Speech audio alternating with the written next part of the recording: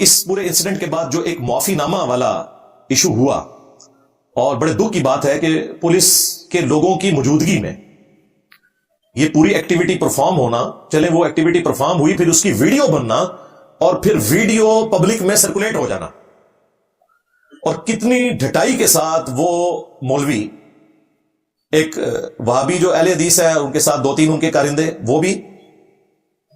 اور ساتھ ایک ٹی ایل پی کے تھے جو مولانا صاحب، وہ بھی بیٹھے ہوئے ہیں، اور بیچ میں اس بیچاری سہمی بھی عورت کو بٹھایا ہوا ہے، اور ساتھ پولیس بھی کھڑی ہے، اور وہ عورت کہہ رہی ہے کہ جی میں جو کچھ میں نے کیا اس کے اوپر میں معافی مانگتی ہوں۔ اندازہ کریں، یعنی اگر اس نے کچھ نہیں بھی کیا ہوا، جو یقیناً نہیں کیا، وہ گستاخی والا ایلیمنٹ تو ہے نہیں اس کے اندر، اسے پکا کر دیا کہ اس نے گستاخی کی ہے، تو میرے بھائی آپ نے تو عوام کو یہ پڑھایا ہوا ہے کہ گستاخ رسول کی ایک ہی سزا سرطن سے جدا، اور آپ تو 295C میں یہ شک بھی ایڈ نہیں کروا سکے کہ اگر کوئی شخص معافی مانگ لے تو اس کی معافی قبول ہے۔ آپ تو کہتے ہیں گستاخوں کی معافی بھی قبول نہیں ہے، دنیا سے انہیں جنت میں پہنچایا جائے گا، آخرت میں اللہ اور اس بندے کا معاملہ ہے دنیا سے تو ہم اسے نکال دیں گے۔ تو آپ کی ڈاکٹرن کے اندر تو یہ جو آپ نے مسئلہ کھڑا کیا ہے کہ اس سے معافی منگوائی ہے، یہ تو آپ نے اس کو ونریبل کر دیا کہ واقعی اس سے کوئی گستاخی ہو گئی تھی۔ اچھا، اب اگلے دن جب اس چیز کے اوپر اعتراض کیا لوگوں نے، تو پولیس ڈپارٹمنٹ نے تو اپنی جان چھڑا لی۔ وہ جو اے ایس پی صاحب ہیں، انہوں نے تو کہا کہ جی یہ میری مرضی سے نہیں ہوا، ہم تو صرف سامنے کیا تھا کہ چلے، چونکہ انہوں نے پورا ایشو سنبھالنا ہے بعد میں، تو یہاں پہ معافی تلافی والا معاملہ کوئی اس حوالے سے ہو جائے کہ آئندہ کے لیے کوئی ایکٹیویٹی پرفارم نہ ہو، ہم نے اس آگ کو ٹھنڈا کرنا تھا۔ اگر آپ نے اس آگ کو ٹھنڈا کرنا تھا تو اس کی ویڈیو کیوں بنوائی ہے آپ نے معافی نامے کی؟ یہ تو آپ آگ کے اوپر تیل ڈال رہے ہیں۔ اور اگر کوئی ویڈیو بنانی بھی تھی تو معافی کے لفظ کے بغیر بناتے۔ معافی کا تو مطلب ہے کہ اس نے جرم کیا، اور جرم تو انہوں نے کیا ہے جنہوں نے معافی منگوائی ہے اس سے، اور ان کی اتنی جرت نہیں ہوئی۔ اب بعد میں وہ انٹرویو دیتے پھر رہے ہیں کہ جی ہمیں بڑی غلطی کا احساس ہے کہ اس وقت ہمیں، بلکہ ایک تو مولوی کہہ رہا ہے کہ میں نے تو اس سسٹر کے کان میں بھی کہا کہ مجھ سے اس حوالے سے ہمیں معاف کر دینا بہن، ہم آپ سے معافی مانگتے ہیں، ویڈیو میں نہیں۔ دیکھیں کتنے منافق ہیں یہ لوگ، ڈرتے ہیں اپنی پبلک سے، اس لیے اس قسم کی بات ویڈیو میں نہیں کی۔ ان کی ماں بہنوں کو اس طریقے سے بٹھا کے کوئی جعلی الزام لگا کے معافی دلوائے تو ان مولویوں کے اوپر کیا گزرے گی؟ شرم بھی نہیں آتی ان کو، اور انہیں جو ہے نا اسلام خطرے میں نظر آ جاتا ہے اس حوالے سے۔ اگر ان لوگوں کی سیریسنس ہوتی نا کوئی گستاخی کے اوپر، یہ تو کوئی گستاخی نہیں تھی، وہ تو اس کے اوپر کچھ نہیں لکھا ہوا تھا، جہاں سناتن گستاخی ہوتی رہی ہے۔ یہ سارے کے سارے مولوی، یہ سارے کے سارے ریاستی ادارے گونگے شیطان بنے رہے ہیں، بلکہ انہوں نے ایڈ فیول ٹو فائر کیا ہے۔ ضیاء الحق ڈکٹیٹر کے دور کے اندر جب ٹوائلٹس کے اندر شیعہ کافر کے نعرے لکھے جاتے تھے، آج بھی ہزاروں ٹوائلٹس پاکستان میں موجود ہیں جن میں شیعہ کافر لکھا ہوا ہے۔ ان بے شرموں کو شرم نہیں آئی ہے کہ شیعہ قرآن کا لفظ ہے؟ وَإِنَّ مِن شِيعَتِهِ لَإِبْرَاهِيمَ، اور بے شک نوح کے شیعہ میں سے ابراہیم بھی تھے، یعنی ان کی جماعت کے لوگ، جس طرح ہم کہتے ہیں کہ پولیٹیکلی ہم شیعان علی ہیں، ہم شیعان ابو بکر ہیں، ہم شیعان عمر ہیں، شیعان عثمان ہیں، پولیٹیکلی ٹرم میں، عقیدے میں ہم مسلم ہیں الحمدللہ۔ تو حضرت ابراہیم علیہ السلام کو اللہ تعالیٰ نے کہا کہ نوح کے شیعہ میں سے تھے، یعنی اسی گروہ میں سے تھے۔ تو جب شیعہ کافر لکھا جا رہا تھا، شیعہ بھی قرآن کا لفظ تھا، کافر بھی قرآن کا لفظ تھا، اس وقت تو ان کی غیرت نہیں جاگی۔ جب اسرائیل مرد آباد لکھ کر جھنڈوں کے اوپر زمین پہ وہ جھنڈے ڈال کر انہیں آگ لگائی جاتی تھی، ان کے اوپر سے گاڑیاں گزرتی تھی اور جوتیوں سمیت مسلمانوں کے موت گزر رہے تھے، اس وقت کسی مولوی کی غیرت نہیں جاگی کہ یہ اسرائیل لفظ جو ہے یہ قرآن کا لفظ ہے اور ایک پیغمبر کا نام ہے۔ یا بنی اسرائیل اذکروا نعمتی التی انعمت علیکم وانی فضلتکم علی العالمین، اے اولاد یعقوب، حضرت اسرائیل علیہ السلام کی اولاد، یہ حضرت یعقوب بن اسحاق بن ابراہیم علیہ السلام اجمعین ان کا لقب تھا۔ یاد کرو میری اس نعمت کو جو میں نے تم پہ کی اور تمہیں تمام جہان والوں پر فضیلت دی۔ اسرائیل کا ورڈ، ایک پیغمبر کا نام، قرآن میں پوری سورت اس کا نام بنی اسرائیل، اور اسرائیل ورڈ کئی دفعہ آیا، اس وقت تمہیں شرم نہیں آئی ہے؟ اس وقت تمہاری غیرت کہاں مر گئی تھی؟ یہ تو حلوہ ورڈ تو قرآن کا بھی ورڈ نہیں تھا، یہ کوئی آیت بھی نہیں تھی۔ لہٰذا مجھے یہ کہنے میں کوئی عار نہیں ہے کہ یہ سب کے سب معاملات تمہارے جو عشق قرآن والے یا عشق رسول والے ہیں نا، یہ ٹوٹلی 2 نمبری کے اوپر مبنی ہے۔ تمہاری یہ فرقہ وارانہ ایک سوچ ہوتی ہے جسے تم ہوا دیتے ہو، باقی اگر تم اس کاز کے ساتھ مخلص ہو، چلو ابھی مجھے جھوٹا کر دو، اپنے مولویوں سے کہلواؤ، نمائندہ علماء سے، کہ جو ہم شیعہ کافر کے نعرے لگواتے رہے اور ٹوائلٹس میں لکھواتے رہے یا ہمارے لوگوں نے لکھے، سب کے سب توہین قرآن کے مرتکب ہیں، لگواؤ ساروں کے اوپر 295C۔ میں دیکھتا ہوں تم لوگ اپنے گھروں سے بھی نہیں نکل سکو گے، تمہاری جرت نہیں ہے بات کر جو، تو چھوڑ دو، یہ دھوکہ دینا چھوڑ دو، عوام کو کافی بٹ تم لوگوں نے بنا لیا۔ اور ان لوگوں کا حال تو یہ ہے کہ 1994 کی بات ہے آلموسٹ، ایک حافظ قرآن تھا گجرانوالہ میں، ڈاکٹر رضوان نام کا، اس بیچارے نے قرآن کے جو پھٹے ہوئے اوراق تھے پرانے، انہیں آگ لگائی، تلف کیا، تو انہوں نے موب اکٹھا کر کے اسے شہید کر دیا، حافظ قرآن کو۔ آج دیکھ لیں آلموسٹ 30 سال ہو چکے ہیں، اور میں نے اپنی کئی ویڈیوز میں اس واقعے کو ہائی لائٹ کیا، کیونکہ میں اس وقت آلموسٹ FSC میں پڑھتا تھا، مجھے صحیح طرح یاد ہے، ہم اس وقت سبز پگڑی باندھتے تھے، ہم بھی خود وہ باپا جانی کے ساتھ اٹیچ تھے، ہم بھی بڑے خوش تھے کہ بڑا گستاخ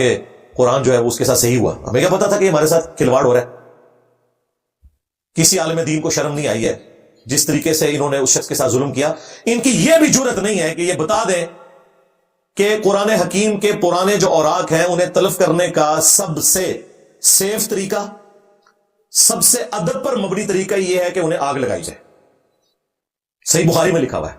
حضرت عثمان غنی رضی اللہ تعالیٰ عنہ نے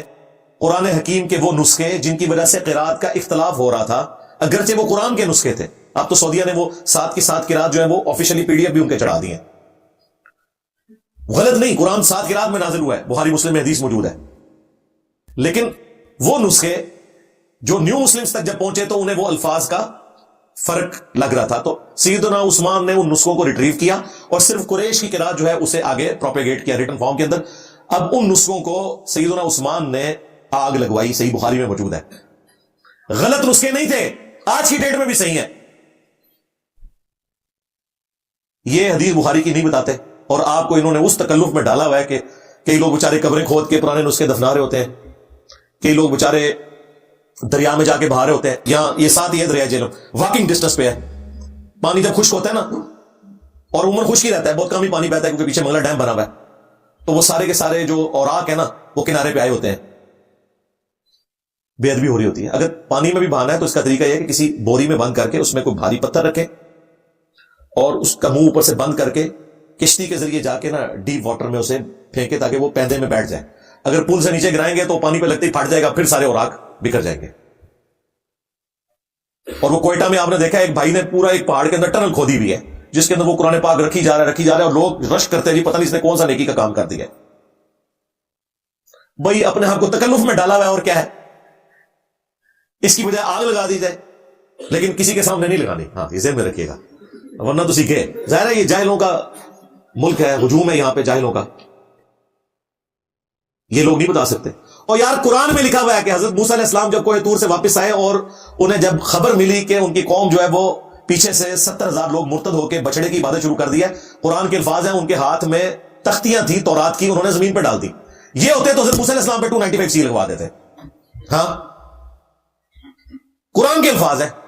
تو کیا گستاخی ہوگی؟ تورات کو زمین پہ رکھنا، وہ ٹیمپرڈ بھی نہیں تھی، اوریجنل والی تورات، اور وہ تورات وہ ہے جو اللہ نے دی تھی، ان تختیوں پہ لکھی ہوئی انگریوڈ ہوئی ہوئی تھی، وہ اللہ تعالیٰ کی طرف سے تھی، وہ موسیٰ علیہ السلام نے اپنی ہینڈ رائٹنگ میں نہیں لکھی ہوئی تھی، کوئی گستاخی نہیں۔ یار جہاں پہ قرآن پرنٹ ہو رہے ہوتے ہیں، بائنڈنگ ہو رہی ہوتی ہے، تو ظاہر زمین پہ سارا کام ہو رہا ہوتا ہے، ٹھیک ہے آپ رسپیکٹ دیں، وہ اپنی جگہ ہے، وہ تو میں نے کئی دفعہ حدیث بیان کی ہے کہ سنن ابی داؤد میں حدیث ہے، نبی علیہ السلام کو یہودیوں نے ایک مقدمے کے فیصلے کے لیے بلایا، تو ایک گھر تھا یہودیوں کا مدینہ شریف میں جس میں انہوں نے مدرسہ کھول رکھا تھا، تو نبی علیہ السلام جب اس گھر میں تشریف لے گئے تو آپ علیہ السلام کو ایک انہوں نے بڑی سی گدی پیش کی زمین پہ، آج بھی عرب کی ٹریڈیشن میں ان کی بیٹھک زمین کے اوپر لگتی ہے، تو نبی علیہ السلام اس گدی کے اوپر بیٹھ گئے اور پھر آپ نے فرمایا کہ تورات لے کر آؤ، میں تورات سے فیصلہ کروں گا، اور نبی علیہ السلام اپنے ساتھ ایک صحابی ایسے لے گئے تھے جو تورات پڑھنا جانتے تھے، تو جب تورات سامنے لائی گئی تو نبی علیہ السلام نے اپنی پیٹھ کے نیچے سے وہ گدی نکال کے سامنے رکھی اور تورات اس پہ رکھی،